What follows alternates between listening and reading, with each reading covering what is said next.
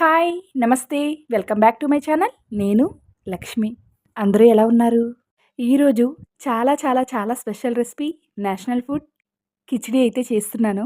చాలా సింపుల్‌గా చేస్తున్నాను. దానికి ముందుగా కిచిడీ నేషనల్ ఫుడ్ ఎలా అయిందో తెలుసుకోవాలిగా. ఉత్తరం నుంచి దక్షిణం వరకు, గ్రామాల నుంచి నగరాల వరకు అందరూ తినే వంటకం. ప్రతి ప్రాంతంలో కొంచెం స్టైల్ మారినా అసలు కాన్సెప్ట్ ఒకటే.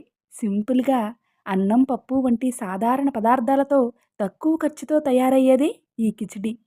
అందుకే మరి ఈ కిచిడి కామన్ మ్యాన్ ఫుడ్‌గా పేరు పొందింది. తేలికగా జీర్ణమయ్యే ఈ వంటకం అనారోగ్య సమయంలో కూడా ఎక్కువగా తీసుకుంటారు. ప్రోటీన్, కార్బోహైడ్రేట్ సమతుల్యంగా ఉంటుంది. ముఖ్యంగా ఈ కిచిడీ వంటకం నేషనల్ ఫుడ్ ఎందుకయిందో తెలుసా?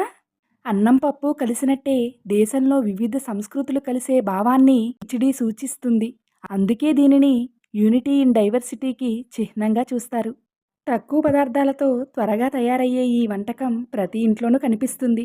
అనారోగ్యం ఉన్నప్పుడు లేదా తేలికపాటి ఆహారం కావాలనుకున్నప్పుడు ఈ కిచిడి ఖచ్చితంగా గుర్తొస్తుంది. ఇది కేవలం ఆహారం మాత్రమే కాదు, భారతీయ సంప్రదాయం. చిన్నపిల్లల నుండి పెద్దల వరకు అందరికీ సులభంగా జీర్ణమయ్యే ఈ కిచిడి నిజంగా సింపుల్ ఫుడ్, సింపుల్ హెల్దీ అనే భావాన్ని తెలియజేస్తుంది. అందుకే ఇది నేషనల్ ఫుడ్‌గా గుర్తింపు పొందింది. నా మాటలనే కాదు సుమా, నేను చూపిస్తున్న ఈ సింపుల్ రెసిపీని కూడా గమనించాలి మరి. నేనైతే నైట్ అంతా నానబెట్టిన పెసలు, బఠానీ యూజ్ చేశాను. మీ ఇష్టానికి తగ్గట్టుగా మీకు నచ్చినట్లుగా పెసలు లేదా శనగలు ఏవైనా వేసుకుని చేసుకోవచ్చు. ఇక కుక్కర్ పెట్టి విజిల్ రానిస్తే ఎలా సిద్ధమైందో చూడండి.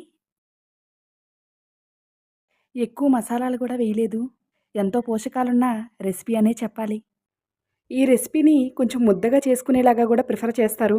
నేనంత ముద్దగా కాకుండా ఇలా అయితే చేసుకున్నాను. ఇది కమ్మని బ్రేక్‌ఫాస్ట్‌గా ట్రై చేయొచ్చు. డైట్‌గా అయితే హ్యాపీగా తీసుకోవచ్చు. చిన్నపిల్లలకి చక్కగా అలవాటు చేయొచ్చు. స్కూలు పిల్లలకి లంచ్ బాక్స్‌గా తక్కువ టైంలో చేసేయొచ్చు. ఎంత వాల్యుబుల్ ఇన్ఫర్మేషన్ ఇస్తున్నానో చూసారా? ఎప్పుడూ చెప్పే మాటే, support my channel. Thanks for watching. Lakshmi.